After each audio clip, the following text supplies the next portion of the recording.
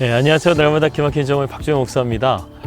이곳 프레이 힐에 와가지고요. 저희가 오늘 기도하러 왔습니다. 작년에 저희가 이곳 뉴질랜드에 왔었을 때 이 데이비드 선교사님하고 송시아 선교사님을 저희가 알게 되었어요. 그분들이 이곳에 와서 늘 기도를 했었는데 저희들에게 이 기도의 동산을 소개시켜 주셔가지고요. 이 코로나 바이러스 때문에 잠깐 동안 저희가 못 왔지만 저희가 다시 와서 이곳에서 이렇게 기도할 수 있는 또 시간을 갖게 되었습니다. 정말 이곳이 하늘과 정말 가까이 있는 것 같아가지고요. 구름도 가깝고 하늘도 가깝고 또 오늘은 비가 온다고 했었는데 하나님께서 이렇게 좋은 날씨 주셔가지고 저희가 이곳에 와서 정말 뉴질랜드 땅을 바라보면서 기도할 수 있는 그런 마음을 주님께서 이렇게 허락해 주셨습니다. 이거 뉴질랜드는 햇빛이 너무 강해가지고요. 선글라스를 안 끼게 되면 눈이 너무 이렇게 부셔가지고 오늘 좀 선글라스 끼고 제가 이렇게 인사드리는 거 좀 이해해 주셨으면 좋겠습니다. 날마다 기막힌 정으로 사랑해 주시는 여러분들 너무나 감사드리고요. 저희가 앞으로 변함없이 순수한 마음으로 하나님 섬기기를 원하고 늘 이 프레이 동산에 와서 저희 날마다 기막힌 정의 식구들 늘 위해서 기도하고 또 기도 제목 주시면은 저희가 더 열심히 기도하고 그렇게 하면서요. 이 땅 가운데 하나님의 선한 영향력을 끝까지 미칠 수 있는 그러한 저희들이 되도록 노력하겠습니다. 오늘 정말 이렇게 프레이 동산에 와가지고요. 여러분들에게 이곳에서 인사드리고 싶어가지고요. 이렇게 촬영을 하게 되었습니다. 날마다 기막힌 정오 촬영할 때 집에서 할 텐데요. 이렇게 좋은 자연 가운데서 저희들을 또 이렇게 있게 해주시고 또 귀한 사역 가운데 인도해 주신 하나님을 찬양합니다.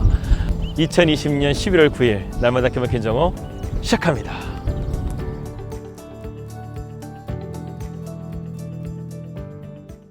우리는 예수님의 산상수훈에 대한 말씀을 함께 나누면서 팔복에 대한 말씀들을 하나하나씩 살펴보았는데요. 이제 그 팔복의 정상까지 올라왔습니다.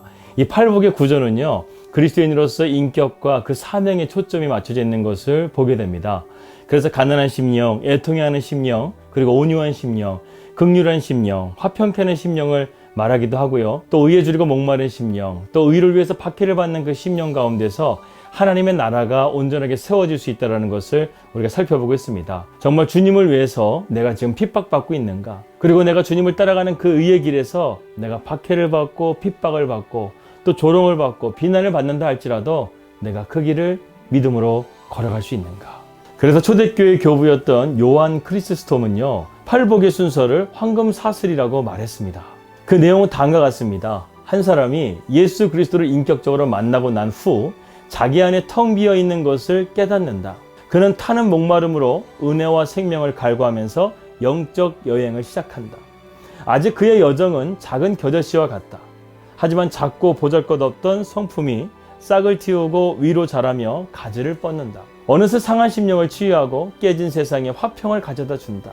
그리고 마침내 정상에 다다른다. 이 모든 복이 그리스도의 삶에 실제로 나타나게 되면 결코 달갑지 않은 현상이 하나 나타나게 된다. 바로 고난과 핍박이 따라온다는 것이다. 그가 어떤 동기로 그리스도를 따라다녔는지 이 8번째 복의 과정을 반드시 만나게 된다는 것이다. 예수님은 이런 사람을 복 있는 사람이라고 말씀하신다. 이것이 바로 팔복의 황금사슬이라고 요한 크리스스톰은 말했습니다. 제가 여러분들에게 한 가지 질문을 드리고 싶습니다. 여러분들은 의를 위해서 박해를 받은 경험이 있으십니까? 놀랍게도 이 8번째 복은 첫 번째 복과 마찬가지로 천국에 대해서 말씀하고 있어요. 즉 이것은 마음이 가난한 자에 임한 천국이 의를 위해 핍박을 받는 데서 완성된다는 의미를 가지고 있습니다.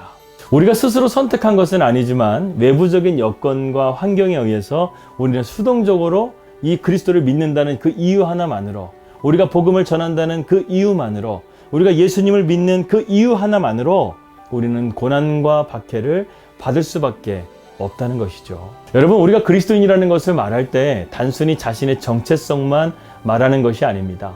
그리스도인이라는 것은 특정한 삶의 방식을 쫓아간다는 것을 의미합니다. 다시 말해서 그리스도인은 어떤 상황에 처했을 때라도 일정한 형태로 처신하고 생각하고 행동하는 자라는 거예요. 그래서 때로는 원치 않는 고난이 찾아와도, 핍박이 찾아와도, 박해가 와도 믿음으로 주님을 온전히 신뢰하면서 주님을 뜻을 쫓아 나아가는 것, 이것이 바로 우리 그리스도인의 삶이라는 것입니다. 그런데 제가 이 팔복에 대한 말씀을 나누면서 잠깐 멈칫했던 것이 무엇이냐면, 우리가 이 팔복에 대한 말씀을 조심스럽게 다뤄야 된다는 거예요. 이 복을 잘못 해석하게 되면요, 우리 주님께 누가 되기 쉽다는 것입니다. 왜냐하면 세상에 있는 모든 박해가 다 하나님의 의를 위한 것이 아니기 때문에 그래요. 실제로 있었던 일입니다. 이 동남아시아 지역에 선교를 간 청년들이 밤에 몰래 나와서 이 불교 사원에 들어가 가지고 우상은 물러가라 외치면서 그 불교 사원의 불상을 깨트려 버린 거예요. 그래서 그들은 감옥에 갇히게 되면서 여러 가지 어려움을 당했는데 그들은 그것이 그리스도를 위해서 내가 핍박을 받는 것이라고 해석하고 있는 거예요. 여러분, 이러한 해석이 바른 해석일까요? 아니라는 것입니다. 이것은 다른 문화를 가진 나라에 가서 시위하듯 신앙을 표현하다가 낭패를 본 것입니다. 그들이 떠난 다음에 선교사님들이 오히려 복음을 전하기가 더 어렵게 되는 그런 상황을 만들어내는 경우가 너무나 많이 있다는 거예요.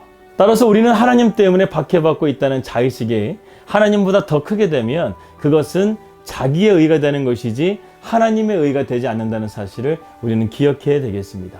예를 들어서 늘 교회에 사시는 여자 집사님이 계셔요. 그분은 남편도 있고 자식도 있는 가정주부예요. 그런데 가정은 뒤로 하고 날마다 교회에만 있으니까 남편 밥도 챙겨주지 못하고 아이들도 보살피지 못하니까 어느 날 남편이 참다가 아내에게 화를 냈어요.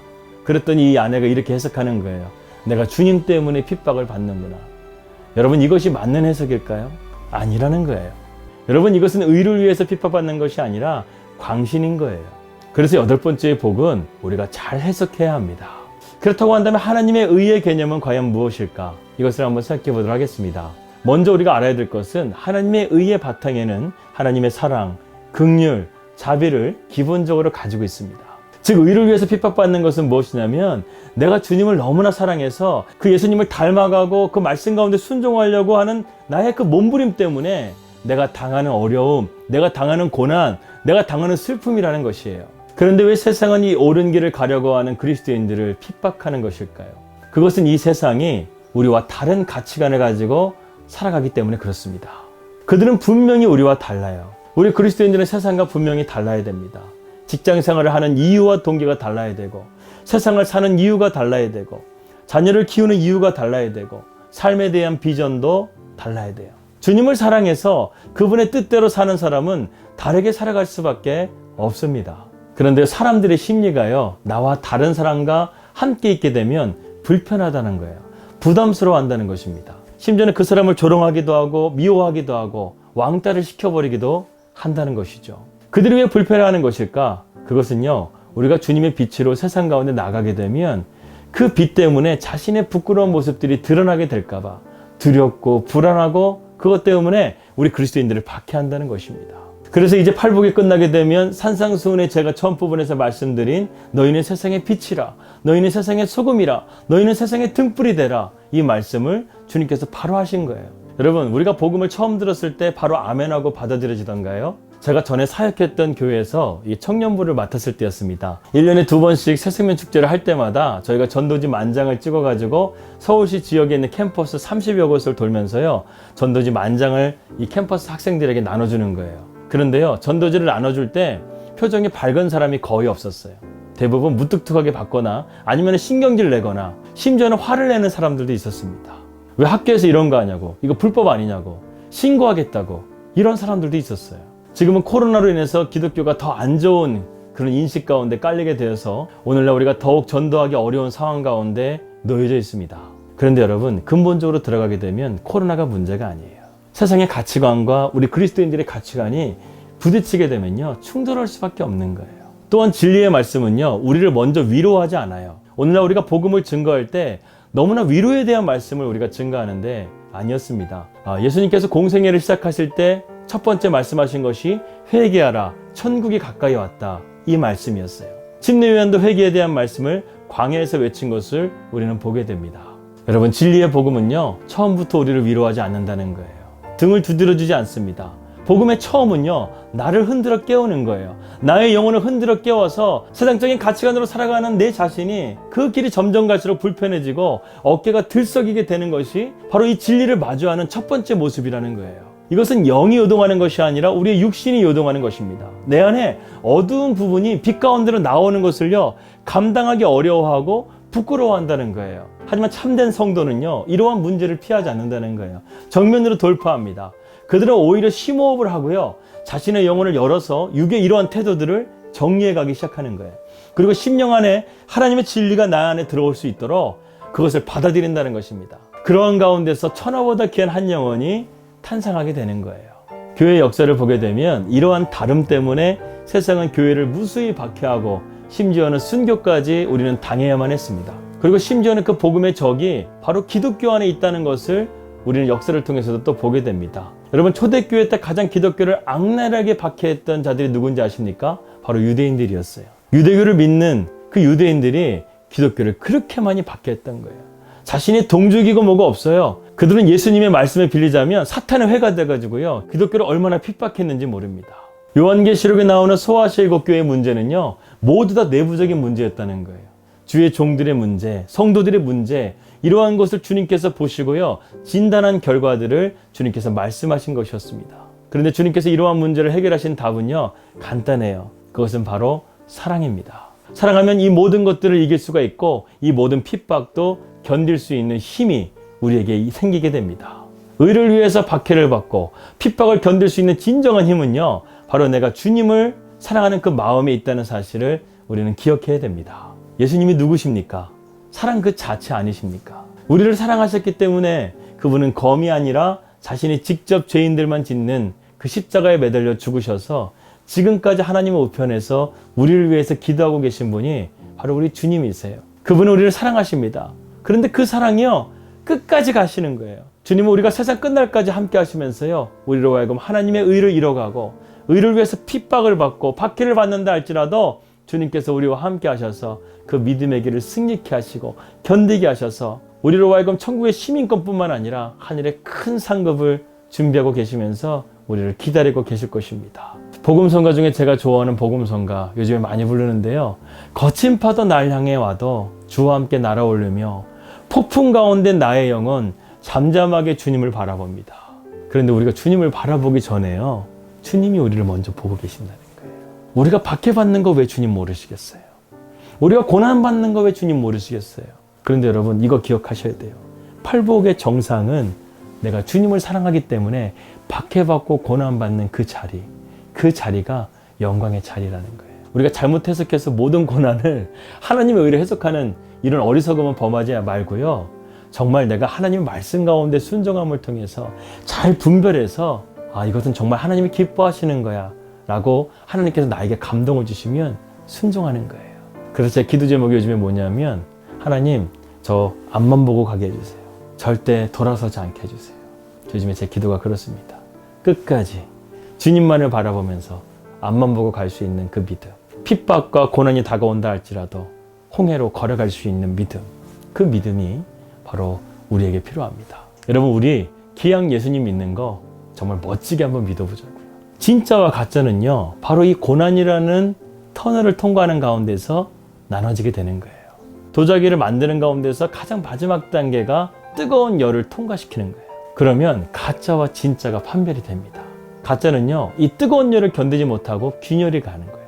그런데 진짜는 균열이 안 가고 오히려 그 열을 통과한 가운데서 더욱더 내구성이 강해질 뿐만 아니라 아름다운 빛깔을 내는 멋진 도자기로 나타난다는 것입니다.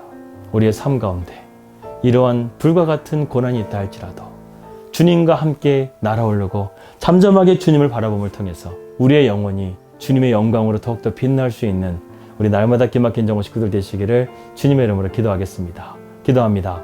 하나님 아버지, 감사합니다. 긴 시간 동안 또 우리가 팔복에 대한 메시지를 나누었습니다. 하나님, 의를 위하여 핍박받고 고난받는 자는 복이 있다. 천국이 그들의 것이고 그들에게 상급이 있을 것이다. 이 팔복의 정상은 내가 주님을 사랑하기 때문에 고난과 핍박도 내가 견디겠습니다. 내가 하나님의 의를 위해서라면 내 목숨도 주님께 드리겠습니다. 이 믿음의 고백으로 나아갈 수 있도록 우리를 인도하여 주시옵소서. 우리의 심령이 아직은 연약하지만 주님 안에서 우리가 훈련받고 연단되어져서 불도 통과할 수 있고 세상에 그 어떤 것들도 우리를 해할 수 없는 그런 담대한 믿음이 될 수 있도록 인도하여 주시옵소서. 겨자씨만한 믿음만 있다고 한다면 산을 옮긴다고 했습니다. 우리의 믿음, 그 확실한 믿음을 붙들고 우리가 주님의 놀라우신 일들을, 그리스도인의 선한 영향력을 이 땅 가운데 펼쳐갈 수 있도록 인도하여 주시옵소서. 예수님의 이름으로 기도하였습니다. 아멘. 한 번뿐인 인생이죠. 우리가 주님의 말씀 가운데 순종함을 통해서 이 땅 가운데 그리스도인의 선한 영향력 우리가 확실하게 보여줄 수 있는 우리 날마다 기막힌 정오 식구들 되시기를 주님의 이름으로 기도하겠습니다. 평안한 하루 되시고요. 저는 내일 뵙도록 하겠습니다. 우리 믿음으로 승리합시다. 할렐루야.